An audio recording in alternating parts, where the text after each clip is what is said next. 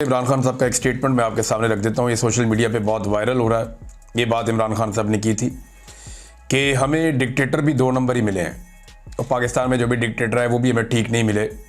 जो fraudy dictator होता है वो पहले फ्रॉड इलेक्शन कराता है, फिर डमी वज़ीर आज़म और डमी पार्लियामेंट लेकर आता है, फिर अदालतों का बेड़ा गर्क करता है और यूं मुल्क को तबाह कर देता है। देखिए, हमें मिले फौजी डिक्टेटर्स। तो नॉर्मली जो फौजी डिक्टेटर्स होते हैं वो तबाहियाँ ही फेरते हैं, वरना दुनिया के कई मुल्कों में बादशाहत है और वो मुल्क बड़ी अच्छी तरक्की भी कर रहे हैं। सऊदी अरब में देखें, यूएई में देखें, बहरीन में देखें, ओमान में देखें। तो यहाँ पे जब आप जाते हैं और देखते हैं तो ये मुल्क तरक्की कर रहे हैं, बहुत तेज़ी से आगे बढ़ रहे हैं, जदीद दुनिया के साथ चल रहे हैं। हालांकि यहाँ पे जमहूरियत नहीं है। पाकिस्तान के अंदर प्रॉब्लम ये रही कि मिलिट्री डिक्टेटर्स आते हैं, वो सरकारी मुलाजिम होते हैं, वो अपनी नौकरी से बाहर सोचते ही नहीं है। उनके दिमाग में नस्लों की बात ही नहीं होती। वो सिर्फ अपनी नस्लें बनाते हैं और बना के निकल जाते हैं और कोई भी पाकिस्तान में रहना पसंद भी नहीं करता।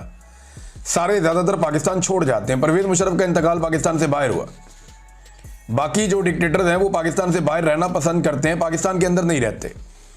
या डिक्टेटर नहीं भी हैं तो पाकिस्तान के जो मिलिट्री के ऑफिसर्स हैं सीनियर, उनमें भी पाकिस्तान से बाहर जाने की बड़ी ख्वाहिश होती है। या जो आपकी ब्यूरोक्रेसी है वो भी पाकिस्तान से बाहर जाना चाहती है। तो इमरान खान साहब ने कहा कि पहले फ्रॉड इलेक्शन कराते हैं, फिर डमी वज़ीर आज़म बनाते हैं, डमी पार्लियामेंट ले आते हैं और अदालतों का बेड़ा गर्क करता है, यूं मुल्क को तबाह कर देता है। तो एक्चुअली तो यही हो रहा है। नाज़रीन, मैंने पिछले वीलॉग में आपसे कहा था कि एक चीज़ आपके साथ डिस्कस करनी है और वो है काजी फ़ायद ईसा का तारीख का घटिया तरीन फैसला, जिसमें उसने पाकिस्तान की एक सबसे मकबूल पॉलिटिकल पार्टी से उसका इंतखाबी निशान छीन कर सारे के सारे इलेक्शन को मुतनाज़ बना दिया था। अब जब इंतखाबी निशान छीना था तो उस वक्त इलेक्शन कमीशन ने और सब ने ऐसे पोर्ट्रे किया था कि अब पाकिस्तान तहरीक इंसाफ ख़त्म हो गई है, अब ये एक पॉलिटिकल पार्टी नहीं है। बाद में कहा जी आपने क्यों मान लिया कि आप एक पॉलिटिकल पार्टी नहीं है? भाई, जो बंदा पाकिस्तान तहरीक इंसाफ का एफिडेविट लेकर जाता था उसको तो वहां पकड़ लेते थे वो, और ज्यादातर को ये कहते थे जनाब आपका तो एक्सेप्ट ही नहीं हो सकता क्योंकि आपकी पार्टी के बाद इंतखाबी निशान नहीं है। तो जिसके बाद इंतखाबी निशान नहीं है वो पॉलिटिकल पार्टी नहीं है।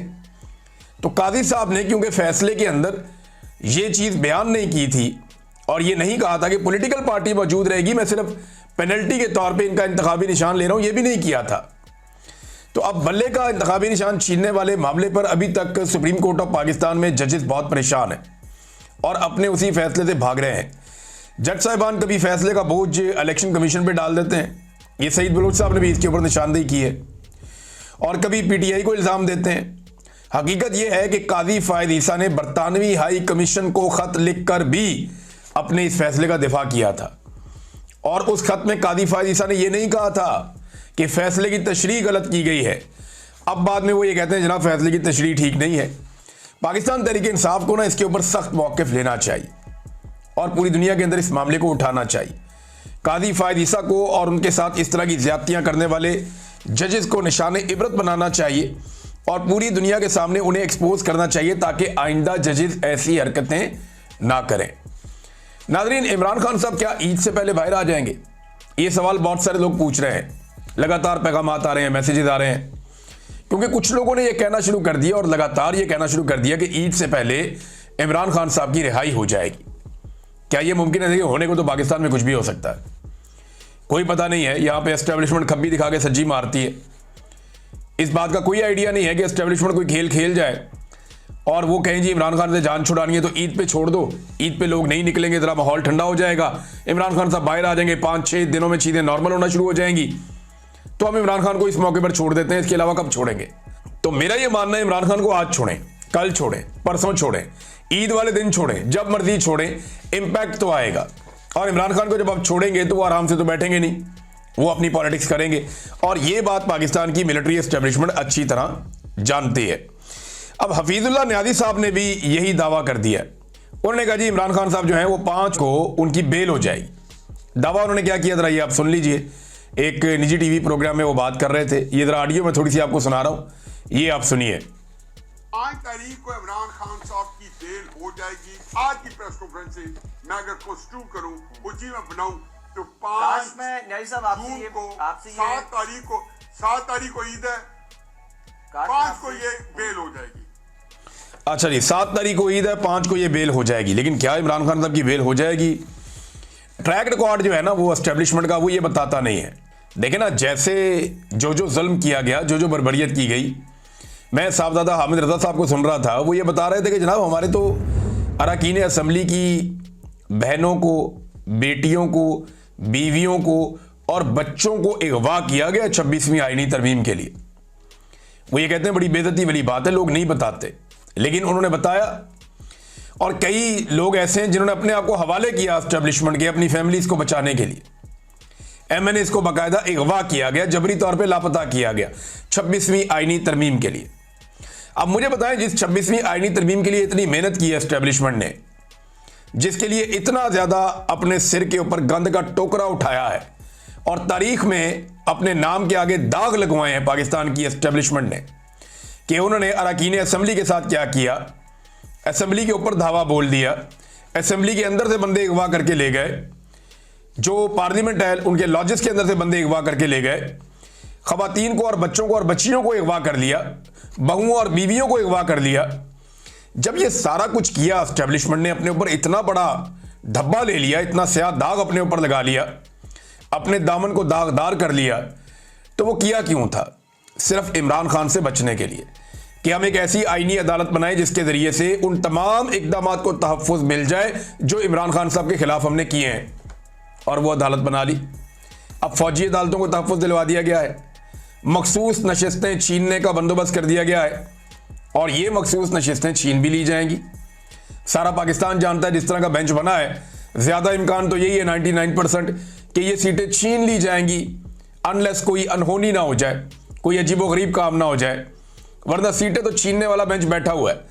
भाई, जिस बेंच ने मिलिट्री कोर्ट में सिविलियन के ट्रायल को जायज़ करार दे दिया, उससे तो आप फिर कोई भी काम करवा लें, ये तो काम ही बहुत छोटा है, मखसूस नशिस्तों वाला, तो ये भी कर दिया जाएगा।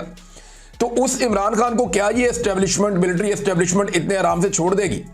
अपने टाउट्स के जरिए से रोजाना की बुनियाद पे कहलाते हैं कि फौजी क़यादत इमरान खान से शदीद नफरत करती है, तो क्या फौजी क़यादत इमरान खान को बाहर आने देगी?